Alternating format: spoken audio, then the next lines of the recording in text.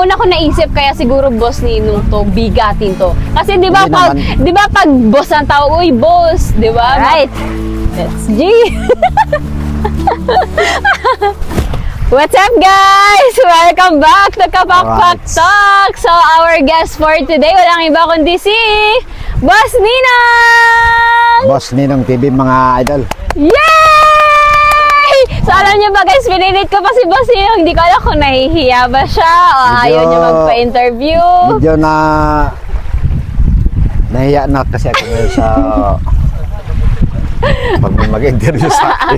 Okay lang yan, anyway, Boss sige. Ninong. So, At mag-interview tayo kahit na.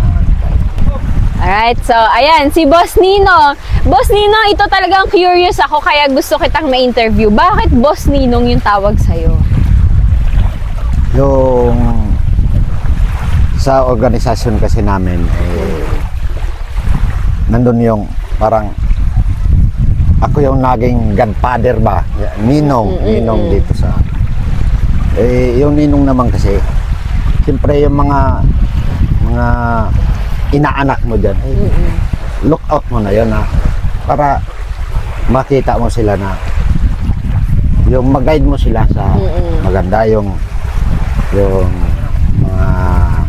mga inaanak mo kasi parang anak mo na rin yan parang pamilya na ganyan na dapat mag-guide mo sila sa maganda na yung para pag nakikita mo sila na umaangat sila so yun ang na pumasok sa isip ko na Ikaw na yung nagbansag mismo na Boss Ninong itawag sa'yo or tinawag ka talaga nilang ganun? Ikaw na nagbansag? ako na rin ang tapos yun na talagang permanente na yun doon. Nakalimutan na nila yung tunay kong pangalan. Kaya nga, so sa mga hindi nakakilala, okay lang po ba matanong inyong totoong pangalan? Bali, sa yung tunay ko po na pangalan ako si Jim Velasco. Jim Velasco. Jim Velasco. Ang ganda ng pangalan. Tapos Boss Ninong pa. Alright. Ang una ko naisip kaya siguro Boss Ninong to, bigatin to. Kasi 'di ba pag boss ang tawag, uy boss, 'di ba? Mga alam niyo na, yayamanin.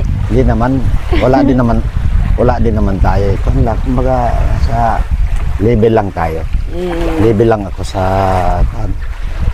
Humble. Paano tayo makisama sa kapwa natin. Yes. Tapos para kagaya nito sa sa pinasok itong pagbablog. Dahil ang na-inspire din ako kasi pag-vlog mo na hindi ko na nahihiya din nga ako sa camera mag-vlog noon Tapos one time may dumating na isang grupo galing Batangas. Oo. Dumating sila ngayon sa pier. Ako naman, curious naman ako na, ano bang pinagkakaguluhan doon? Oo. Yun pala, puro mga vlogger. Ako naman, nagmamasid lang ko. Tapos, nandun na sila, nagkakagulo na yung pan at mayroon silang binibidyohan. Yun, si Idol Japper, Yun sniper pala, na yung si Idol Japper. Nandun sa yun ang pinagkakaguluhan ng mga vlogger dito sa Burias. Ako naman, lang ako. Hindi mo pa siya kilala noon or kilala mo na? Napapanood ko na rin sa YouTube. Ako naman, nagmamasid lang ako. Tapos maya may sumigaw dito sa likuran ko. Sain. Yung mga vlogger mga luki, yun para bang ano yan? Sa Tagalog. Sa Tagalog, mga baliw daw, parang gano'n. Di lapitan sa kanya ngayon yung mga vlogger. Pakiulit ka yung pakiulit yung sinabi mo. Wala naman na niya, sir. Wala naman. Nahiya na siya. Tapos, sa bandang huli pala, yung nagsabi na yun, ngayon ay nagbablog-vlog na rin. Parang kinain niya din yung sinabi niya. Parang kinain siya ko. Tapos yun nagburublog na rin ako. So sinasabi mo na si Idol Japper Sniper din ang naging inspirasyon mo? Oo, kasama pa sila Boss Jokes nung time na yun. Mga magic flakes. Bali, pangalawang balik yata yun dito ni Idol Jacker. No?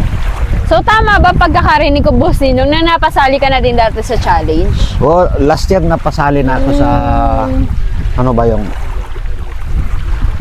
Hello World yata yun. Hello World so, Challenge. hindi ko po kasi kayo Last nun year. na anuhan, Oh. pero nakagraduate po kayo nun. Hindi ako nakagraduate. Pero ang mahalaga Pero, napasali din po kayo, no? Ang importante lang naman sa akin doon ay napasali ako at karangalan. Kahit hindi pa ako makagraduate. Yes. Kuan lang yun, basta kahit pa makilala ko ng Soward family. So, ayan. So, matanong ko lang kasi guys, si Boss Ninong is nagba-vlog din siya katulad ni Kuya Alcaraz TV sa Facebook. So, paano po kayo napunta sa Facebook? Sa before naman, nung yung Facebook ko kasi parang hindi naman talaga ako nakapokus noon. One time, dumating ito si Alcaraz, si Idol Alcaraz TV, papunta siya ng Manila. Kasi parang kilala ko itong tao na ito. Vlogger ito. Kasi that time, nag-iisip ako, paano ba ako aangat dito sa YouTube? Kasi ko, mas maganda siguro nito, magtambay muna ako doon sa Bukana. Doon sa Batangas kay Idol Japper. Para kahit pa paano naman, matulungan naman ako umangat din yung aking YouTube channel. So, sa madaling sabi, dumating ngayon ito si Alcaraz TV sa akin. At sana pa natin yung pan mo. In-inspire niya din ako na mag-Facebook. Siya talaga yung nang-engganyo Oo sa'yo. sige, at patuloy lang. And ngayon, masasabi niyo po ba talaga naging isang dahilan yung pag-vlog niya sa Facebook kung bakit nakakaluwag-luwag kayo sa buhay ngayon? May pa naman, may konting naipon-ipon naman na So, malaking tulong po sa inyo? opo, malaking bagay din at dati ako nasa serbisyo ako pero ngayon kasi parang stress reliever ko din ito eh. Yung siyempre pag nakakagala ka dahil nagbablog ka. So hindi ka ma-high blood ka agad. Hindi ka Na-exercise yung katawan. Na-exercise yung katawan ko at makapaglakad-lakad din ako. So guys, sa mga hindi nakakilala, si Boss Ninong is mukbangers din. And kasama niya madalas yung kanyang misis, pareha silang may Facebook page and ang lalaki. Ang dami nilang views na nagte-trending or nagba-viral dahil sa kanilang pagbumukbang. Dahil din yun sa tulong ni Alcaraz na so nakakatulong din sa pang-araw-araw namin na mga gastusin. Dahil kahit paano nakakasahod na rin kami at monetize na kami sa YouTube dahil din kay Alcaraz. Yes. So malaki ang naitulong ni Kuya Alcaraz sa kanila. Kaya idol na idol ko rin ito si Alcaraz. Yes. Talagang nasa puso niya rin talaga yung pagtulong sa yung mga nagsisimula pa lang na maging content creator dito sa Facebook at sa YouTube. So sa tingin mo, Boss Ninong, ano kaya yung dahilan? Bakit karamihan sa mga videos mo, sa mga mukbangs nyo is nagte-trending? Ano kaya yung doon dahilan sa tingin mo? Anong gusto doon ng tao? Kasi dapat gumawa ka lang ng quality video, tapos malinis yung account mo, quality din yung camera Yung mo. camera. Tapos ang pinaka-kuan talaga doon yung cameraman, videographer. Magaling. Yun ang nagpapatrending doon. Yes. Tapos dapat malinis talaga yung account mo ngayon para mabilis ang paglipad. So guys, alam nyo ba guys, yung main reason lang namin kaya pumunta dito para ma-interview si Boss Ninong tsaka si Kuya Alcaraz. Pero simula nang dumating kami dito, na-inspired na din kami mag-vlog or mag-upload sa Facebook. So thank you so much po sa pag-inspire din sa amin na sabi nila, wala naman mawawala, mag-upload kayo na mag-upload. Mali mo, makachamba din kayo. Well, ang kuan lang naman doon yung kahit na maliit lang yung followers mo kung nagustuhan naman ni Meta yung mga video, kita naman ni Meta na quality yung video. Talagang sabi na walang mga violation doon. So itatapon niya ngayon yan sa wider audience. So, ganun pala ang secret. Tapos, mabilis ka ma-invite ni Nita. Kasi nga, naman ito parang quality. Quality yung video. Tsaka maraming engagement. Opo, oo. So, kasi ayan. pag quality video, nandun yung engagement din. Yes. Kapansin. So, sa mga nagsisimula pa lang na gusto mag-vlog or maging content creator, ano pong may advice nyo sa kanila? Bali, gumawa lang kayo ng yung good na video na hindi, wala kayong sinasagasaan na ibang tao. Kundi, kuwan lang talaga. Yung sabi na lahat, puro good lang yung i-upload mo. Yun lang. So, yan. Last na. Baka po may message kayo. Mahihain kasi si Oo, Kuya. Si medyo- Boss Ninong, hindi siya medyo- sanay sa gantong interview. Oo. Ngayon lang ako na-interview. Isang So, karangalan po. Opo, isang karangalan din na kasali po pala ako sa tulay challenge ni Idol Japper. Yes! So, So, yun nga pala napakara- kasali si Boss Ninong Oo. sa pa-challenge si Kuya dyan sa Team Tulay. Napakalaking karangalan na rin at tapos masaya din ako na yung idol ko na si Kapakpak dati lang doon lang sa Bukana ko ito nakikita na nandito sila ngayon na nakarating kayo ng Burias. And maraming salamat din kay Boss Nino. Kung hindi dahil sa kanya, hindi namin makikilala si Kuya Alcaraz dahil siya yung naging guide namin. Sa kanyang sasakyan kami sumakay. Siya nagatid mismo sa amin dito sa bahay ni Kuya Alcaraz. So, thank you so much, Boss Nino. Salamat. Ay, may Maraming paabot. salamat May po. gusto lang sana akong Sige po. i-shout out, batiin. Shout out ko lang yung aking Idol Japper Sniper, si Mopan Fitness, Nanay Mopan, Yes. si Kabugoy, Yes. tapos si Paring Michael na kapitbahay ni Idol Japper doon, yung naging kumpare ko na yon, si Kamuning. Nabanggit mo Tatay kanina si si Tito Jun Espino. Oo, dahil John Espino TV, yeah. TV. Shoutout po. Lagi po kayo mag-ingat dyan saan man kayo naroroon ngayon. Inanay mo pa. Sana lagi kayong patnubayan lagi na ating Panginoon. At nakikita ko naman na nandun talaga sa inyong pagtulong. Dahil natouch ako nung time last year na napasali ako ay si Sir John Espino din, isa sa nagpalipad sa akin. Wow. Nag-sponsor sa akin ng hindi ko talaga makalimutan yon. Nagpalipad sa akin yun ng $100. Yes, Tito Salamat po Jun, talaga. the Kenemen. Ulit, Tito Oo. Jun, kasali ulit Salamat. si Boss Ninong. Love you sa Planet Sword. Yes. Hindi ko man kayo may isa-isa sa sobrang dami nyo. Yes. Salamat talaga sa inyo sa Uy, isa support. po ako sa Planet So Weird. Opo. So, thank you so much, Boss Ninong, sa pagpayag. Kanina Salamat din. ayaw niya talagang magpa-interview pero napilit natin. Dahil gusto ko din, curious din ako kung ano sino ba si Boss Ninong na nilang tinatawag. So, Isang kwan lang, simpleng tao lang tayo dito sa yes. Last na pala, message po kay Kuya Alcaraz. So, yun pala si Alcaraz TV. Siya napakabait din na tao. Dahil dyan din ako sa kanya talaga nagsimula. Siya rin talaga nag-inspire sa akin. Lalo na dito sa pagmumukha. Siya talaga nag-guide sa akin.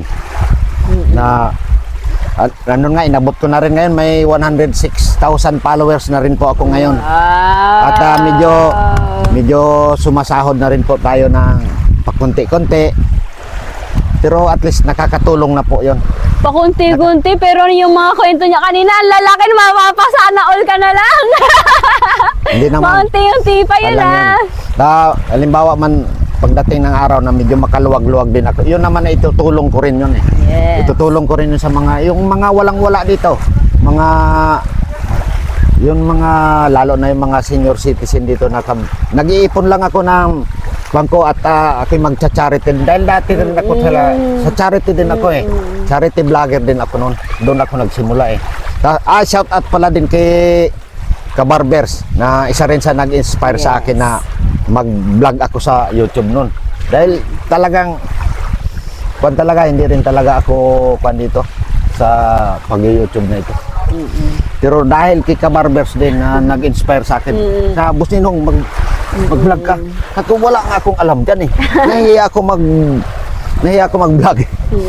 Saka nakakatuwa pala yung pamilya nila guys, ma-share ko lang na talaga pinag-uusapan nila, uy, nakapag-upload ka na ba? Yung mismo manggagaling mo yung sa misis mo na yung ganun yung usapan nila tungkol sa pag-vlog. Nakakatuwa, no? Ano pong feeling na nagtutulungan po kayong dalawang mag-asawa? Dapat kasi talaga mayroon pagkakaisa. Sa dito sa hamon ng buhay, dapat kayo mag-asawa. Yun ang dapat kayo talaga ang nagkakaintindihan kayo. Pinag-uusapan kung ano yung ito ba, okay ba to, tama ba to, tama ba itong gagawin natin, para ang resulta nun is good. Yes. Para mag-viral. Yes. So nakaka-inspire naman sila. Guys, parang gusto na din namin talaga mag-upload sa Facebook. Malay mo naman, 'di ba? Kung may oras pa nga kayo sana nandito lang kami ni Alcaraz TV para kahit pa paano yung mga napagdaanan namin ay ma-share din namin sa inyo, matulungan namin kayo para thank you so much. Para madagdagan din yung panyo, yung earnings na pinag-uusapan dito para makabili tayo ng bigas. Yes, bigas. Para sa pamilya na may ipakain tayo. Yes. Guys, kung alam niyo lang, hindi po biro ang kanilang mga sinasahod dahil dyan sa pag-vlog nila sa Facebook. Kahit isipin nyo, kahit maiiksing video, mga 11 seconds, no? Sumasahod kayo ng ganun kalalaki. So, sana all. Salamat din kay Meta. Yes. So, ayan guys. Hanggang dito na lang. Maraming salamat, Boss Nino, sa pagpayag. Welcome po. Maraming salamat kay Boss Nino sa pagpayag and sa paghatid at pagsunto sa amin ni Boss Ninong dito kay Kuya Alcaraz TV. Alright guys, bye-bye guys. Thank you for watching. Alcaraz TV din po, road to 2.4 million followers na po. Ang pinaka-inspirasyon ko talaga si Idol Japper Tanong Sniper. kung magkano na ba ang pinakamalaki mong kinita sa pagbablog sa Facebook or sa YouTube?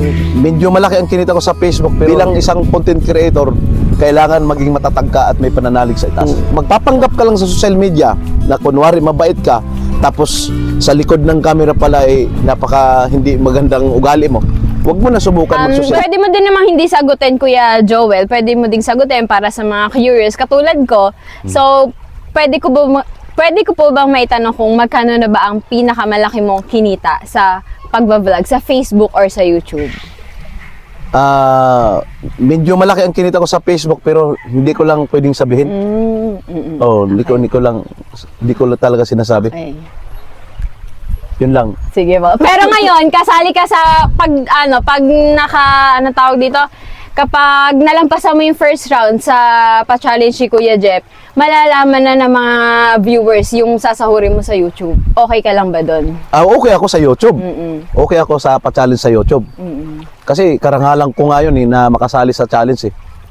So, anong feeling mo, Kuya Jobel, nung nalaman mo kasali ka sa pa-challenge si Kuya Jeff?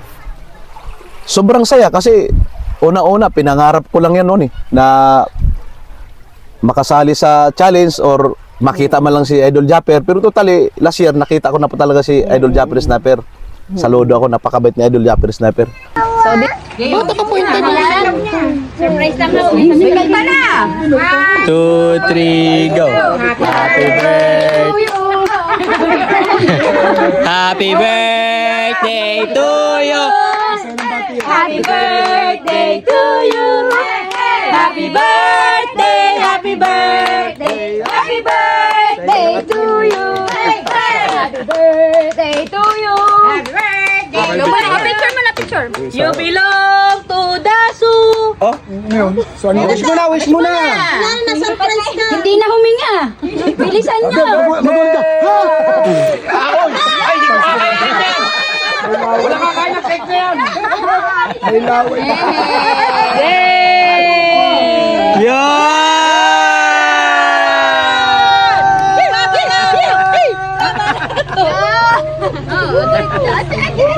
Dito lang dati tayo dyan.